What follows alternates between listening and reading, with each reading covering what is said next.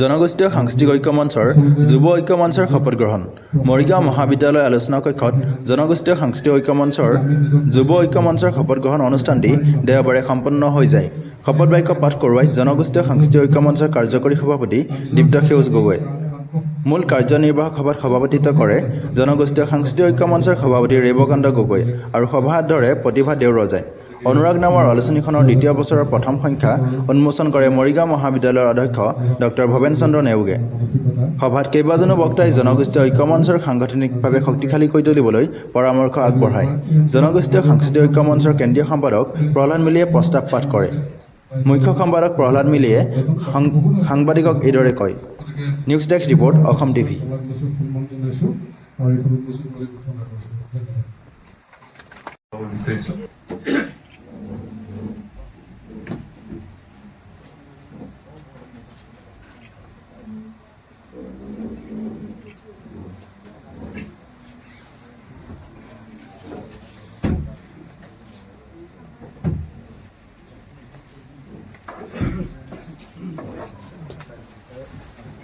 কাৰণে যিখিনি পদক্ষেপ বা যিখিনি আগবাঢ়ি একতাৰ সমন্বয়ৰ আগবাঢ়ি বিচাৰিছে কাম কৰিব বিচাৰিছে তাৰ কাৰণে পুনৰবাৰ আকৌ মই জনগোষ্ঠীয় সাংস্কৃতিক মঞ্চ অসমৰ উদ্যোক্তাসকলক মই আন্তৰিক শ্ৰদ্ধা জ্ঞাপন কৰিছোঁ।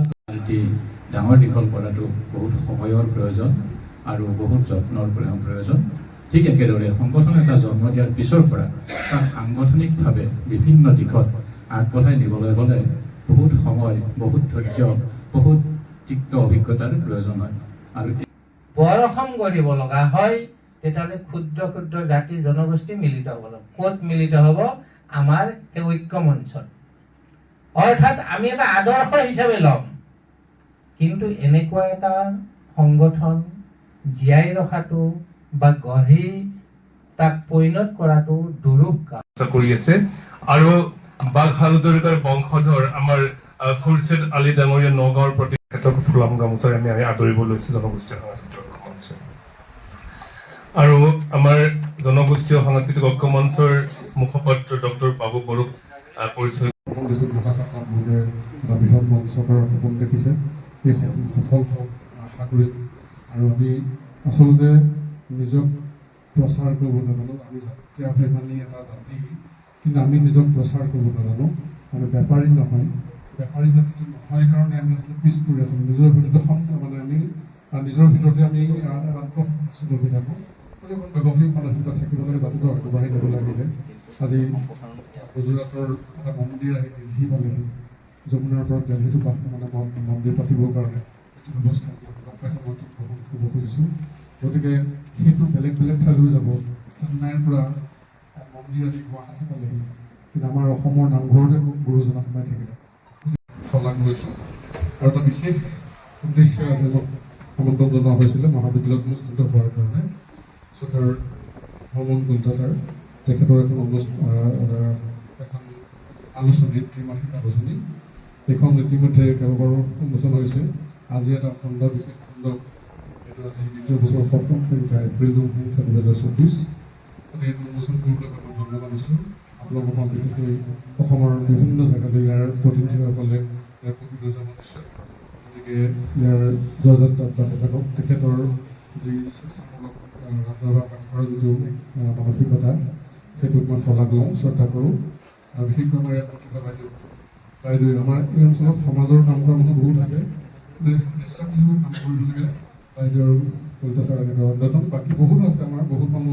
গতিকে তেখেতসকলৰ প্ৰচেষ্টাৰ শলাগ লৈছোঁ, সন্মান জনাইছোঁ আৰু এইখন উন্মোচন কৰি ঘোষণা কৰিছোঁ। ধন্যবাদ। জাতিৰ দায়িত্ব ল'ব অনাগত দিনৰ প্ৰজন্মৰ বাবে। ধন্যবাদ।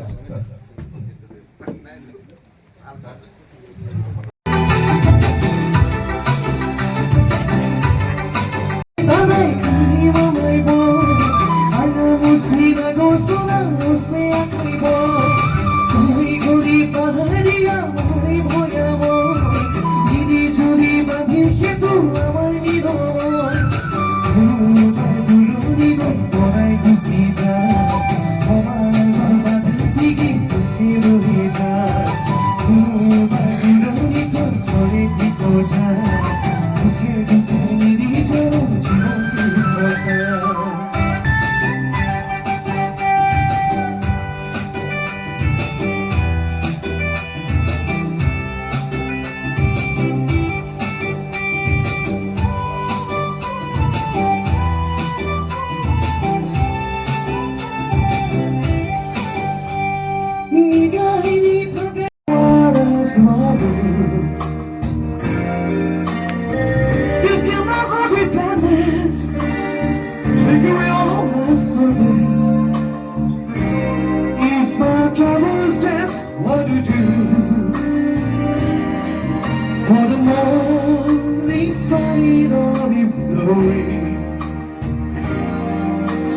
মঞ্চ অসমৰ সাংগঠনিক গোপনীয়তা ৰক্ষা কৰি এই মঞ্চৰ সংবিধান কাৰ্যসূচী লক্ষ্য আৰু উদ্দেশ্য মানি চলিম আৰু মঞ্চৰ ৰাজ্যিক সমিতিয়ে প্ৰদান কৰা জনগোষ্ঠী সাংস্কৃতিক যুৱ ঐক্য মঞ্চ অসমৰ দায়িত্ব নিষ্ঠা আৰু সততাৰে পালন কৰি মঞ্চৰ দায়িত্ব পালনৰ ক্ষেত্ৰত মই কোনো নীতি বিৰুদ্ধ কাম কৰিলে ৰাজ্যিক সমিতিয়ে নিৰ্ধাৰণ কৰা সকলো সিদ্ধান্ত মানি ল'ম কৰি আমি ভাবিছো আমাৰ জনগোষ্ঠী সাংস্কৃতিক ঐক্য মঞ্চৰ কেন্দ্ৰীয় সমিতি প্ৰতিষ্ঠাৰ বাবে আপোনালোকৰ যি সহযোগিতা হ'ব সেই সহযোগিতাই যথেষ্টখিনি আগবঢ়াই নিব আমি আজি এই জাগিৰোডৰ এই পবিত্ৰ অনুষ্ঠানৰ শপত গ্ৰহণ অনুষ্ঠানৰ পৰাই আমি আগন্তুক সময়ত আমি প্ৰতি জনগোষ্ঠীক জাতি জনগোষ্ঠীক এটি সমন্বয়ৰ অন্তৰেৰে আমি সকলোকে যাতে অসমীয়া আইৰ সন্মান উজ্বলাবলৈ আগবাঢ়ি যাব পাৰোঁ আগুৱাই লৈ যাব পাৰোঁ সকলোকে তাৰ বাবে আপোনালোকৰ উদ্দেশ্যে এই শপত বাক্য পাঠ কৰোৱালো আৰু একেলগে শান্তি আৰু সম্প্ৰীতি অসমখন গঢ়াৰ বা একেলগে আগবাঢ়ি যোৱাৰ কাৰণে যিখিনি পদক্ষেপ বা যিখিনি আগবাঢ়ি একতাৰ সমন্বয়ৰ আগবাঢ়ি বিচাৰিছে কাম কৰিব বিচাৰিছে তাৰ কাৰণে পুনৰবাৰ আকৌ মই জনগোষ্ঠীয় সাংস্কৃতিক মঞ্চ অসমৰ উদ্যোক্তাসকলক মই আন্তৰিক শ্ৰদ্ধা জ্ঞাপন কৰিছোঁ